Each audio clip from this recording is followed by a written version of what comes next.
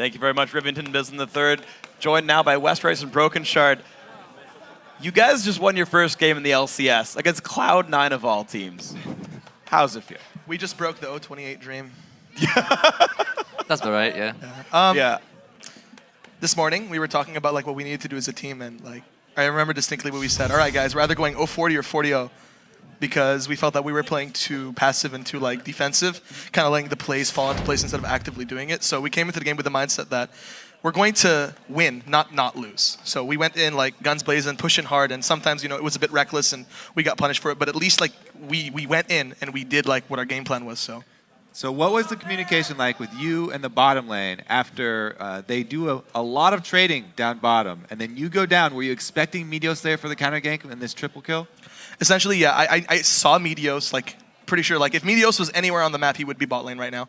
Because, I mean, Meteos is a smart jungler. He would know where I would be. Like, I'd expect Meteos to know where I was, so he would know that I wanted to go bot and he would be there. But the runes, specifically that are running for Elise, like, generally her level 3 is really weak, and Kha'Zix is, like, a very strong jungler, level 3, excuse me. The runes I was running just made me know that we're going to win a fight if I land a cocoon on Meteos and we burst him down first. And that's what I told my bot lane. Kill Meteos if he shows himself. No one else is important. So you're running spell penetration? Actually, 26 AP. Okay. So we actually have a replay of this fight. Okay. Let's bring this up and you can walk us through the nitty-gritty. So Bubba Dub told me that he's about to hit level 3, and I think right here he's already level 3. He said he's going to point at me where the lantern was, so I knew where I need to be standing, and then he throws the lantern in. And immediately, as soon as I'm in midair, we see Meteos, and the call is kill Meteos first. So you can see I land a cocoon onto him first. See, I get lanterned in right there, and Meteos comes in. Cocoon misses, actually, but we just focus Meteos down. I E after him. Robert gets that kill. Now, all I want to do is proc red buff onto Sneaky, and Robert cleans it up. And now I'm just like, you know what? I want to kill Lemon. I don't even care if I'm dying. So we get the kill. I didn't need to die there, but you know what? 1 for 3, triple kill onto Robert. BF sword first back is a pretty big deal. And the start here for Westrice, you help out with a blue buff steal, and you end up getting to lane a little late. How was that going Shyvana into Trundle a little bit late to lane? That was a little unfortunate. Actually, there was a lot of miscommunication. I'm like, hey, Broken, Trundle's going to try to cut me off, so can you just go around with me and to go get to your red? But I don't think Broken here heard me, so he started running to the right. So I was like really cut off. I'm like, Broken, come here. So then I got chunked a little bit, and then it forced me to teleport back and buy some more pots. But I didn't lose too much from it, so I'm not really that upset. And you actually went and tried to 1v1 balls that you had like a level 7 all in, like it's the mistaken trade where you just like die. Like what happened? I thought Trundle was supposed to do well in the matchup in the first place anyway. Yeah, Trundle wins obviously. But for some reason I held on to my flash for too long, or my ult. I kind of forgot what, but like I was holding on to my escape for too long because I didn't think he'd do much damage. I thought I got away, and then I thought his pillar killed me. I'm like, wait, what? Oh wait, it was his ult. Yeah. I'm like, okay. But I mean, because I haven't played that matchup like very often, but it wasn't too bad after that. We actually haven't been playing like the Shyvana Trundle matchup at all, Yeah. And we haven't actually been playing Shyvana in a long time. But you know, that's just like I guess it's just a mistaken matchup because I think Balls is like one of the only like key NA players that really does play that Trundle. It's more popular on EU, so I guess he's not like comfortable with it, and then it just kind of comes out of nowhere. So I maybe you can't reveal the strategies, but why is it you're like, we haven't played Shyvana in a while, but you know what? We're gonna play Shyvana this game. Take a look at her stats, man. Like right before this game, it was 7-1. There's something about that champion that like that just means that like stats don't lie essentially. It's magic, and you guys got to win over Cloud9.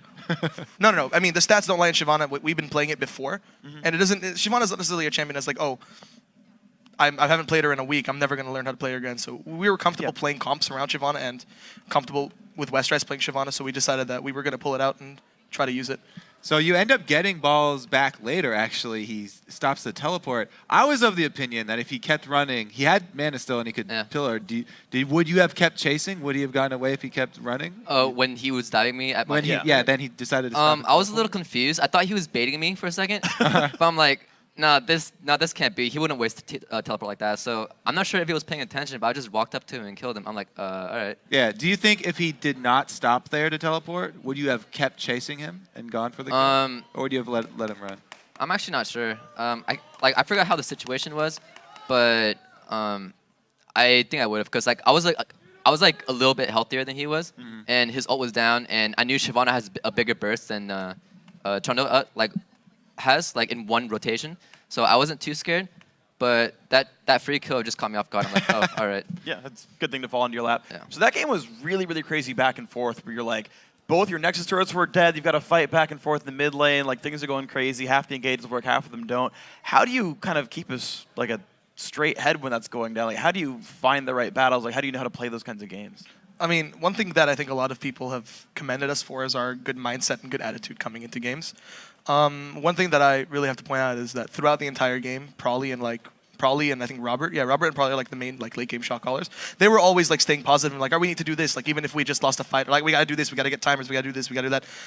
Honestly, the game isn't over until the Nexus actually gets killed. And you can kill 2 Nexus turrets, and you could see like we were being pushed in, and I was like, you know what, the game's not over. I went and killed Meteos, and they forced them to chase me, and we kind of stopped the push. Yeah. The most important thing, in my opinion, besides even mechanics and strategy, is mindset. You have to come into the game, and you have to play the game until it's over, not until you think it's over. Yeah, and it really worked out for you guys. Really, really long game. We actually want to pull up one final replay of the last team fight you guys fought in there. It was, of course, an incredible victory. If you can pull that up on the screen. Okay, I don't exactly remember what was going on here, so you're going to have to forgive me if I mistake anything. But I remember I heard someone say, all right, we should fight this, we should fight this. And so Westrise gets the go signal, and we can see he's already in midair going in there. He's jumping in. And he goes in, and essentially after the initial burst, we get Meteos, we get him low. And after this, we call to kite back. We have to kite back onto this because we can't stay near Soraka. And as the fight unfolds, we get a good Ori ult, and Westrise gets GA'd there. After the GA goes down, we know it's good to chase. I land the Cocoon onto Meteos right here. And as soon as both their front lines are down, we know that it's game, it's over, because our 2 tanks are still alive, and we can soak damage for our AD carry. So if Sneaky or High is like trying to hit us, then our carries are going to kill them. And that's kind of what happened. As Sneaky was trying to kill me, he died, High died, and we managed to end the game. Yeah, and that worked incredibly well. So I do want to take a step back then, because the game kept going back and forth. It was crazy. You guys said you kept your mindset up. Like a game starts 3-0 for your AD carry. Like Robert's like gigantic in this lane. Bubba's roaming down, getting mid turrets.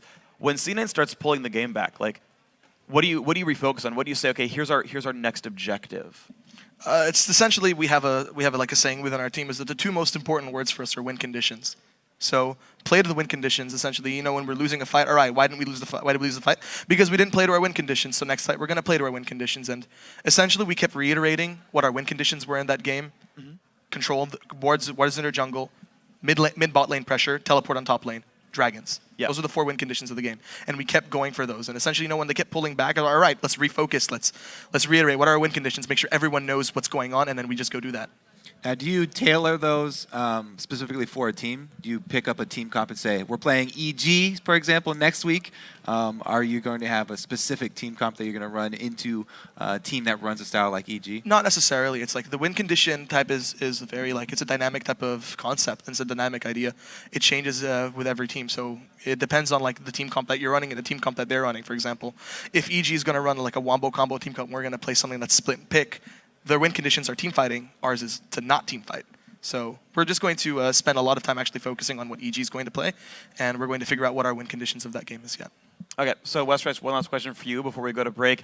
You guys are facing EG and also Counter Logic Gaming next week. You guys have now picked up a win. You guys seem to be going on an up streak. How's the week going to go for you guys?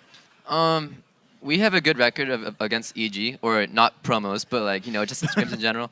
But I'm a lot more scared of COG than EG, because I know COG are like mechanical masters, and they have a good record right now, and we haven't been doing well versus them, or in general. But lately we've been like in the right mindset, and we've been doing things a lot better. So I'd predict like a 1-1 for the weekend. Yeah. How do you think you'd do against Inox and Seraph?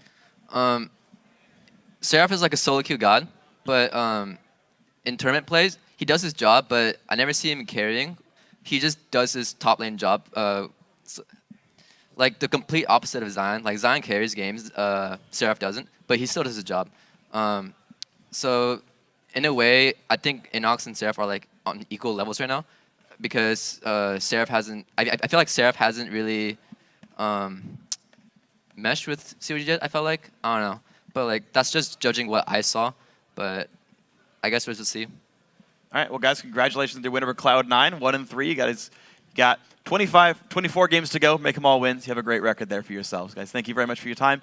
But we've got more games to go for. We've got to take a quick break. When we come back, We're going to have a nice game. And a third game, Evil Geniuses versus Team Solo Mid. It's going to be a whole bunch of fun. We'll be right back after this.